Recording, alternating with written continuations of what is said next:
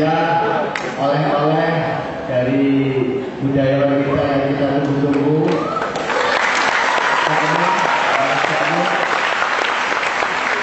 Insya Allah oleh-oleh ini akan kita betul-betul kita lakukan, kita implementasikan dalam kehidupan kita sehari-hari.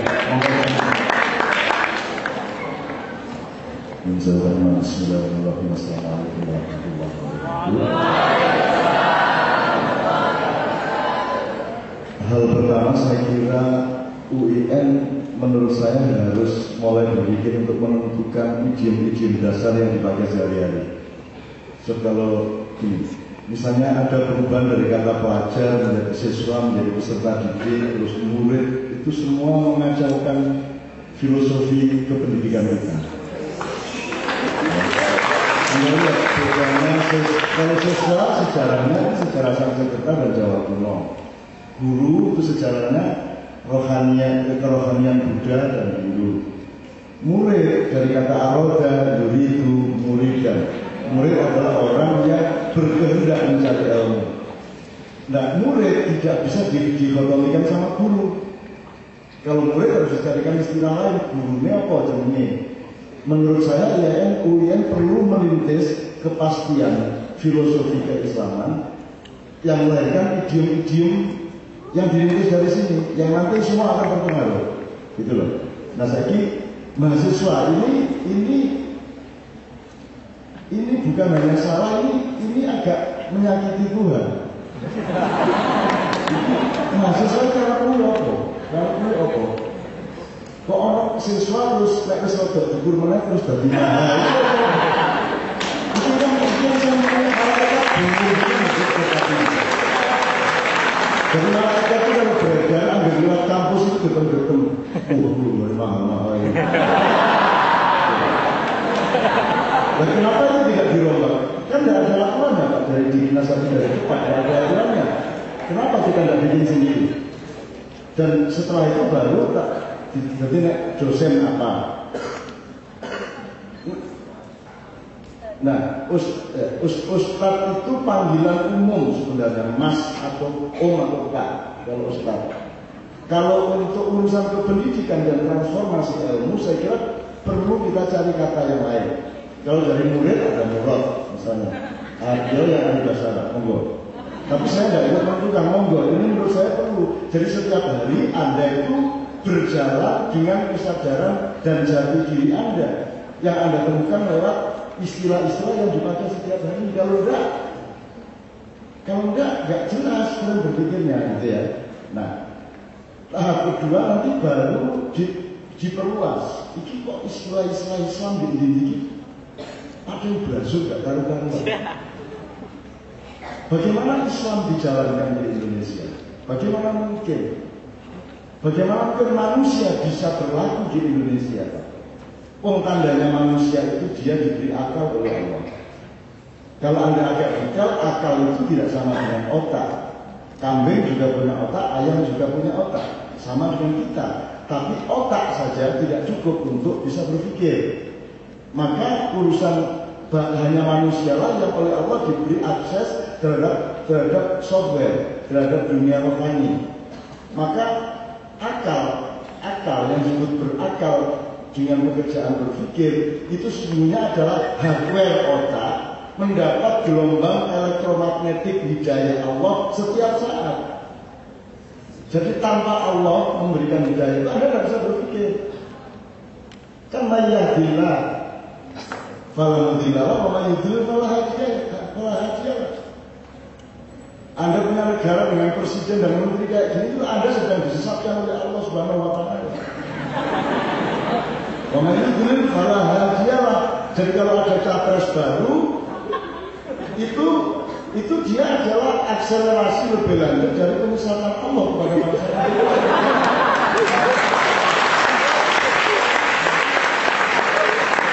Masa kalau presidenannya parameternya senang berusuhan. Lah Pak Imam tidak berusuhan kok. Sobongi mesti nulis sembahyang. Tapi di belusuan, benar belusuan yang joli ya belusuan.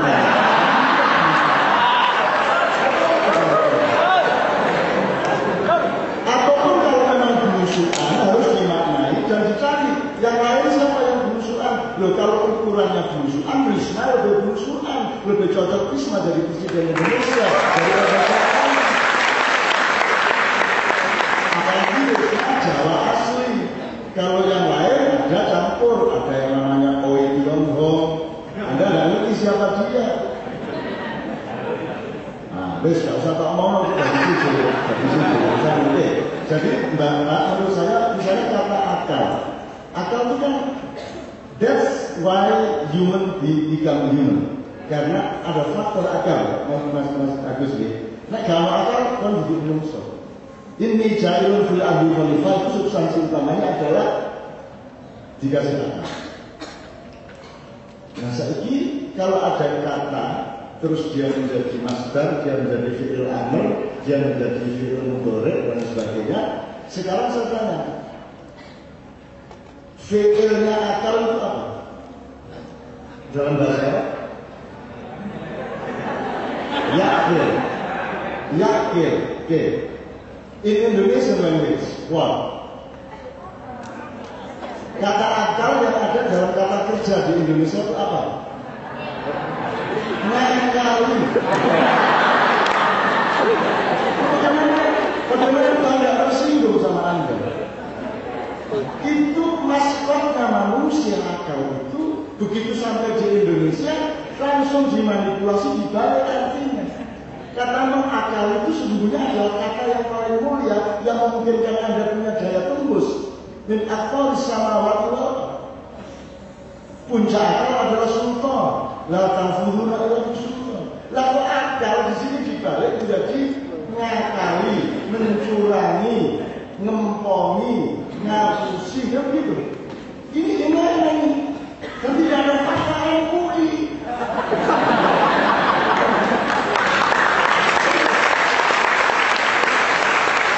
Ini sudah tidak ada skala prioritas. Di Indonesia itu tidak diperlukan fatwa label halal. Label halal itu diperlukan di Amerika, Australia, Eropa karena asumsi dasarnya mereka itu adalah orang-orang non-Islam. Mereka tidak berpikir soal hal haram sehingga mayoritas makanan yang tersedia adalah makanan haram. Maka dibutuhkan label halal. Di Indonesia mayoritas Muslim sudah pasti mikirnya yang halal-halal, tapi ada satu dua yang haram. Maka yang dibutuhkan adalah label halal.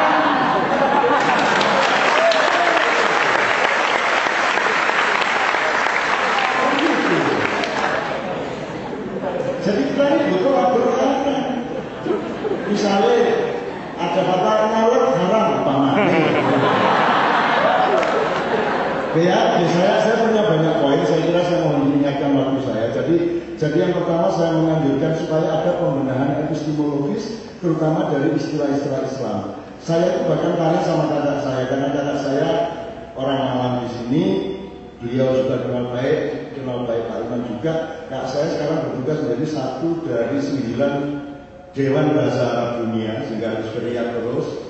Jadi saya tanya sama dia, semua istilah-istilah yang kita transfer dari keilmuan barat itu saya cari Qurannya apa melalui Al-Quran ini. Misalnya ngomong konteks itu apa kalau dalam Quran, kalau ngomong imajinasi itu apa, kalau ngomong intonasi apa. Jadi semua istilah-istilah barat kita cari Qurannya, dan nanti kita akan ketemu bahwa kandungan dimensi makna dan kekayaan rohani dari kata yang dari barat itu selalu kalah dari yang Islam, apalagi dari Jawa. Jawa ini seperti Pak Agus bilang, sebelum Rasulullah ada sudah memiliki peradaban yang sangat tinggi sehingga setiap kata di Jawa itu memiliki kepastian 100%. Ini kalau ngomong sejarah dari sini aja dulu. Dari sini aja dulu. Gini misalnya, kalau dalam bahasa Arab kafir itu kan pinjem dari petani. Kafir itu artinya petani. Kafir adalah orang yang menutupi. Ya kan? Iya. Apa? Terus dari bahasa Inggris covering, cover bed.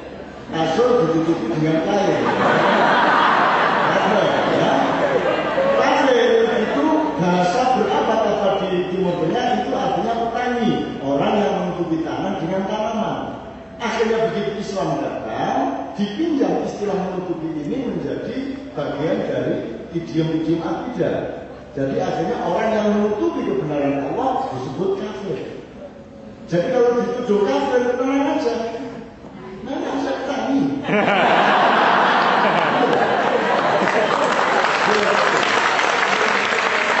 Kalau bahasa Jawa cepetong lelo-lelo, yang konotatif sangat sedikit.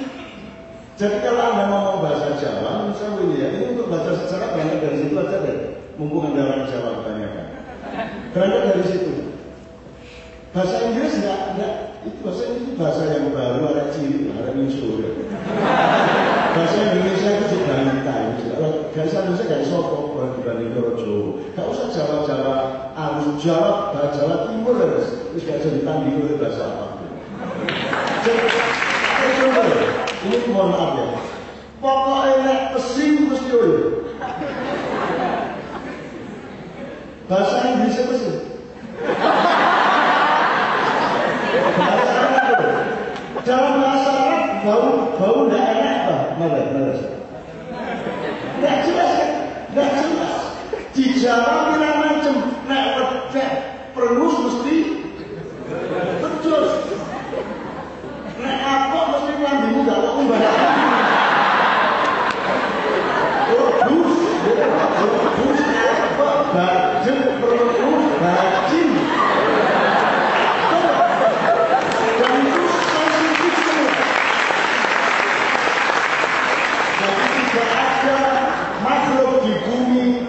Yang bodoh melebihi orang Jawa yang tidak mengerti kehebatan Jawa. Gitu.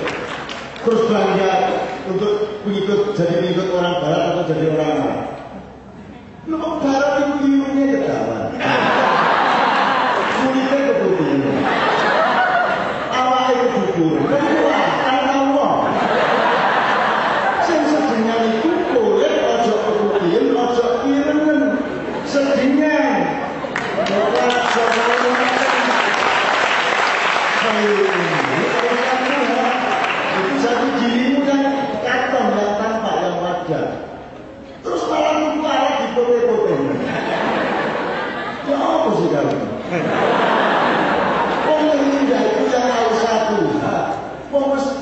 Semua bunda cinta sama orang berkulit coklat. Semua orang hitam itu mendambakan suami atau istri berkulit coklat. Lah kok rayu dewe itu ya?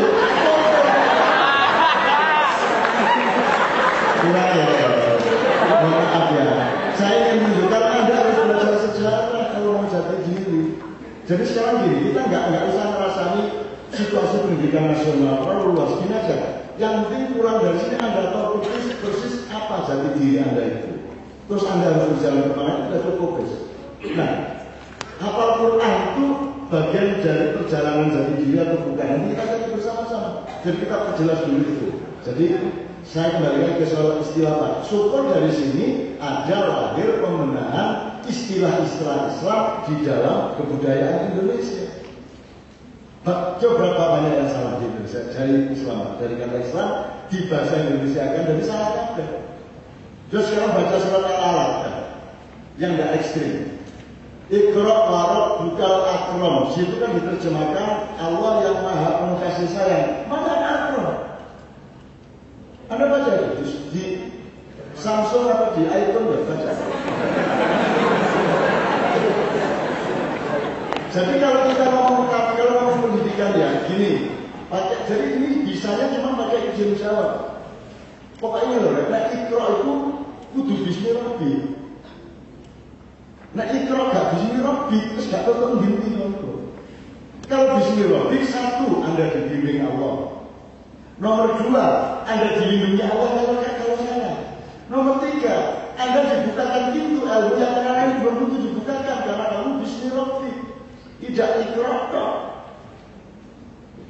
Gitu loh, Iqra bismi Rabbi bukan bismi cek jadi sarjana, bismi cek gampang melamar pegawaian. Gimana cara berpikirmu? Kamu disandera oleh kiai-kiai ulama-ulama tiap hari suruh cari pahala. Terus puncak dari pahala adalah surga. Sampai mobilnya diserang, cek oleh kembalian berlipat-lipat kan? Ayo sodako. Kunci mobil dikekno, duit 1 juta dikekno. dari Allah itu duduk sedekah, iku dagang jenenge.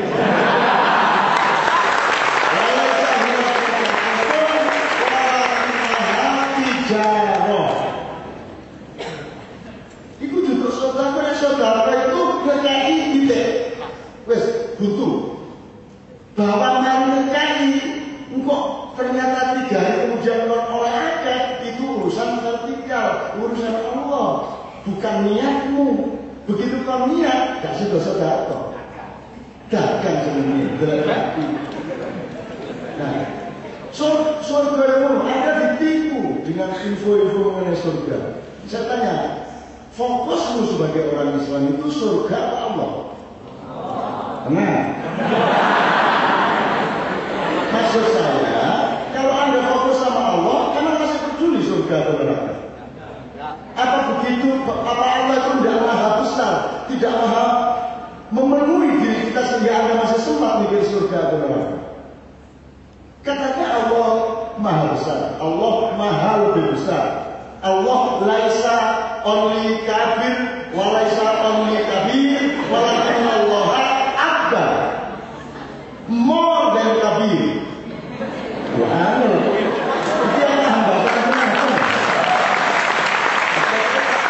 Untuk orang di TV, Arab itu menaras. Nah, kalau nggak salah ya aku justru ke pesantren.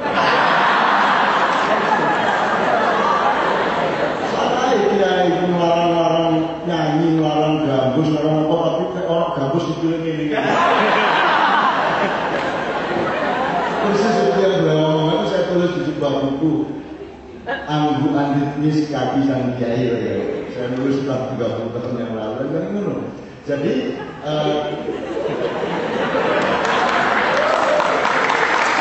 itu kok mau kalau kali nang mau terus ana arek wedok kok tutup kita kok buka. Wah, itu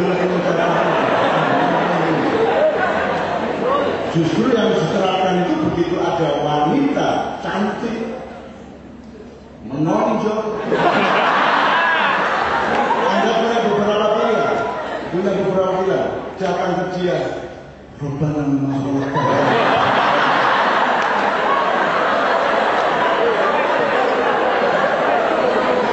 Ini ternyata itu doang, Rabbana.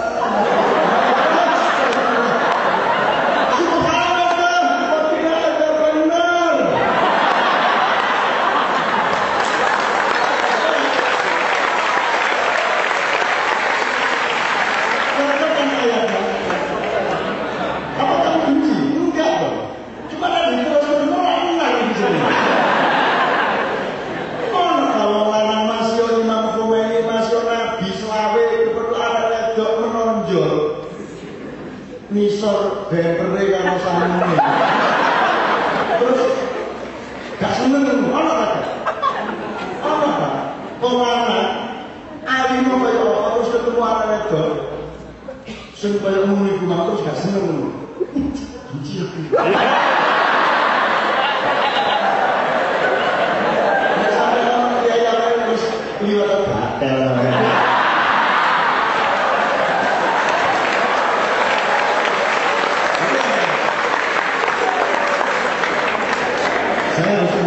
Saya harus kembali ke tema ya. Jadi satu pembenahan istilah dan dirintis di sini kemudian apa guru apa sebaiknya balik nyambung bener ini.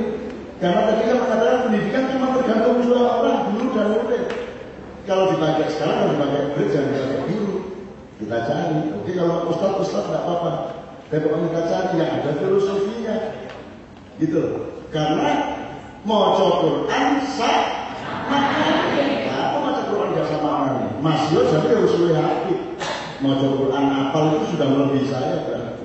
Aku di terus kadung kue oleh apal. Aku dungai apal paling sabu jagat Robbana laku akhirna.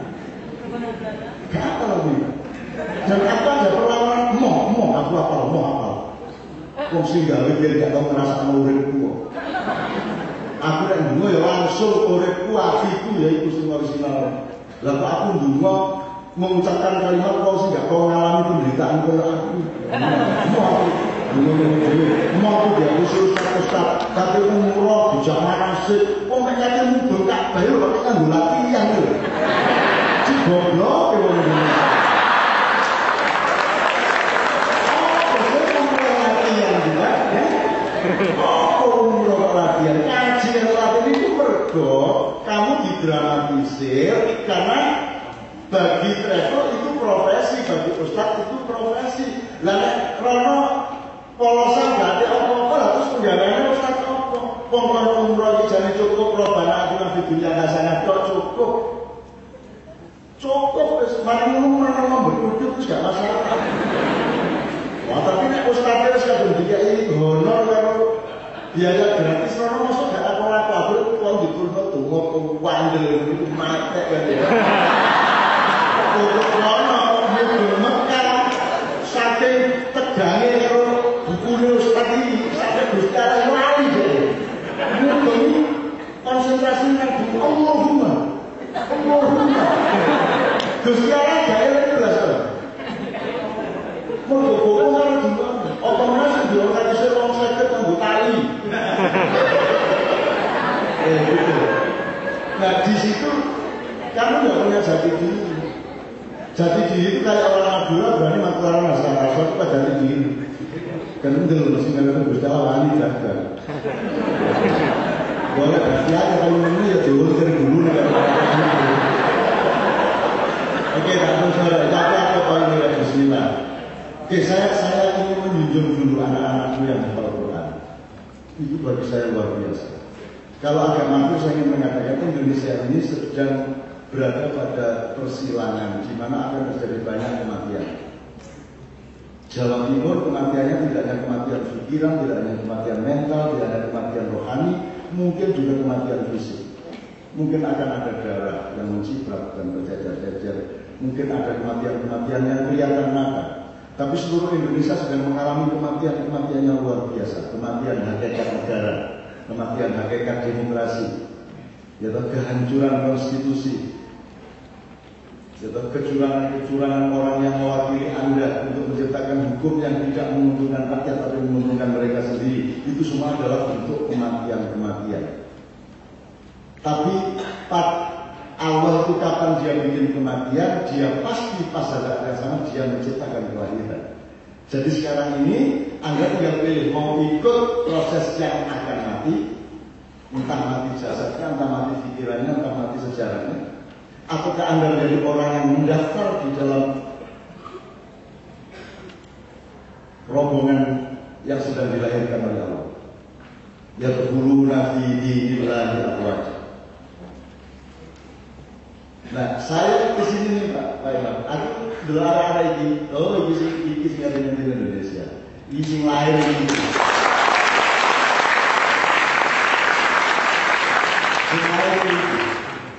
Nah, Anda sudah hafal Quran yang dimawarkan beliau tadi mengenai polusi informasi segala macam tidak masalah. Di zaman kaya ini orang ngapal sak juz, itu malaikat itu wah orang-orang itu saling mandiri, saya zaman kaya ini loh, di orang aneh sing kudune nang mall, kudune nang perapatan dalan itu ngapa ngapal Quran itu ya Allah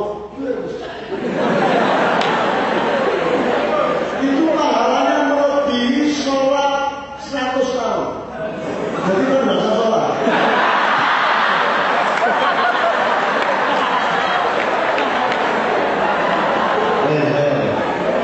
Kalau Anda menyangka bahwa hitungan-hitungan yang sering disebut Rasulullah dan Allah itu matematis kognitif, padahal sesungguhnya itu kultural dan aksentuatif. Maksudnya gini loh, kalau mengatakan kita yang sholat di depan Ka'bah langsung atau di Raudhah itu sama dengan sholat 1000 hari. Itu jangan dipikir 1000 beneran. Itu cara Allah menyangatkan betapa pentingnya sholat di situ. Coba itu teman-teman. Mulai ngaji sih, aku sholat 10.000 ini. Kalau yang di Raudhah 10.000 berarti jatahku ini harus oleh tahap 10.000.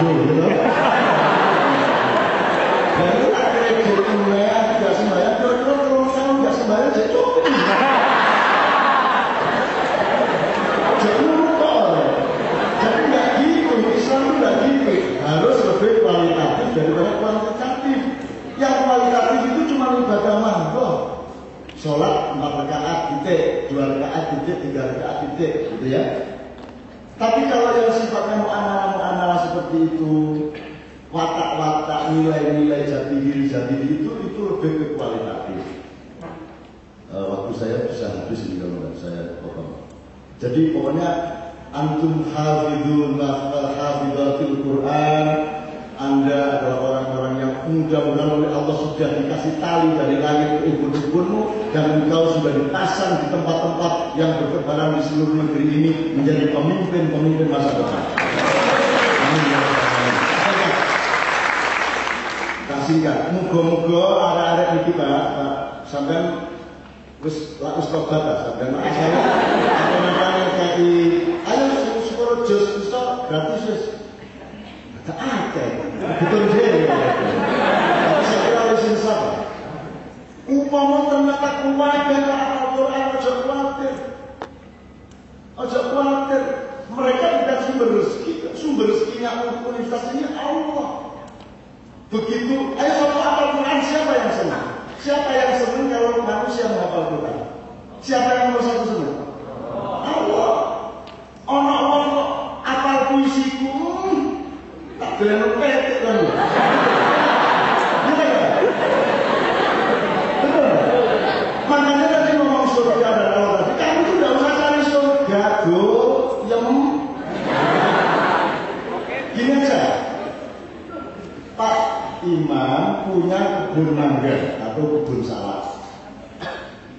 Orang arek mahasiswa semenjak dolen rono, orang arek sing rono gak apik nodok itu langsung mlebu kebon. Orang belas yang budaya dengan Pak Imam dan gak ngerti belas. Sampai Pak Imam ini dewe bingung. Ini konsep-konsepnya ngerakoti salak ke arah semuanya ini. Kira-kira Pak Imam mulai cinta langsung. Arah-arah yang langsung ngerakoti salak, masih budaya atau tidak ngerti salak. Yang kedua ya, upama Pak Imam terus tanya salak sing paling anyar dikai sing ngerakoti kita sing arek gini. Jadi Anda itu jadilah tamu Allah sepanjang zaman. Allah akan memberikan dunia dan apa saja kepadamu, lebih semua orang yang mencari dunia.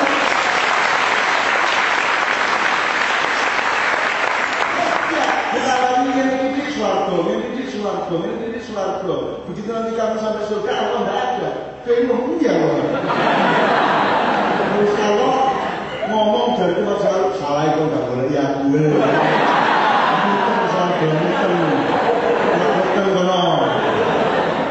Ngerti ya Mas ya? Logikanya begitu sama sederhana Pak Islam itu. Pokoknya lillahi selesai. Rizki. Emang kamu bisa cari rizki? Emang bisa kolektor ngasih rizki? Yang zubunin haitsu la yahtasib. Wilayah tawakal jauh lebih luas daripada wilayah amal. Dan sing paling gampang, kamu jual soto, udah punya warung bagus, bersih, masaknya enak, itu kan wilayah ikhtiar dan amalmu. Tapi untuk laku, siapa yang ngurus? Nah, awakmu menyiapkan panganan kalau mengkani wong ketua itu sudah ini. Mengkani wong ketua sudah. Jadi wilayah itu namanya tawakal. Begitu wis kok masak, Allah yang punya urusan, kamu tinggal mewakilkan kepada Allah, bahasanya ya tawakal. Allah yang mendatangkan pembeli. Nah, banyak orang mengatakan kalau banyak orang membeli itu dijibik itu penghasilan dia. Kamu pikir supir taksi siapa yang menentukan orang yang nyegat taksi? Kalau menurut dia ya bisa kan? Suamimu bikin anak, gak bisa. Jadi suamimu enak kemana kok? Kalau masalah kue enak semua ngipin limo, gak bisa dalam beli anak, gak bisa. Lalu si anak semua musuh sekali enak untuk dikai anak terusnya. Tapi jangan pikir kamu punya anak. Jadi siapa pembeli anak? Kamu dititipi Gusti Allah. Itu pun cara nilai itu enak bisa. Lalu sih, kudu kita dititipi itu apa ya? Tidak, harus dititipi ya enak. Macam-macam ditepuk-tepuk. Macam-macam gandol-gandol. Kadang-kadang di sumur. Kadang-kadang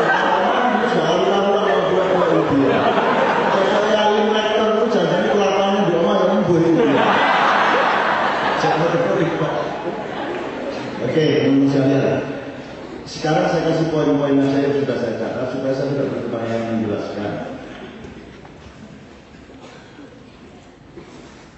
Kematian Hizbul Quran sudah ya. Kemudian gini loh. Harap Anda tahu bahwa mencari ilmu dan sekolah itu tidak sama dan sebangun. Jadi jangan menyerahkan pencarian ilmu dan pencarian pengetahuan itu hanya kepada sekolahan Anda. Sekolah itu salah satu tempat mencari ilmu. Bahkan kalau konsep saya itu menganjurkan Anda sekolah sampai tamat itu tujuan nomor satu bukan untuk jadi orang pinter, tapi supaya menyenangkan ibumu dan bapakmu. Itu nomor satu. Nomor dua, karena negaranya lagi kayak ini, mudah-mudahan dengan kamu dapat ijazah dari UN lebih mudah dapat kerjaan. Nomor dua. Itu pun belum tentu, karena Pak, ini saya kasih tahu ini, di Indonesia ini kenapa banyak teroris, dan teroris selalu adalah santri-santri Islam. Karena di semua perusahaan dan tempat-tempat profesional di Indonesia itu tidak memberikan tempat kepada anak-anak yang sekolah Islam. Jadi kalau sampai melamar kerja di Bogasari, Astra, atau di mana-mana, itu sering didelok SMA, fakultas apa, sarjana, ya SMP, ijazah SMP tak SD, gak ono kok, wah tak biaya, bagian sales gak ono.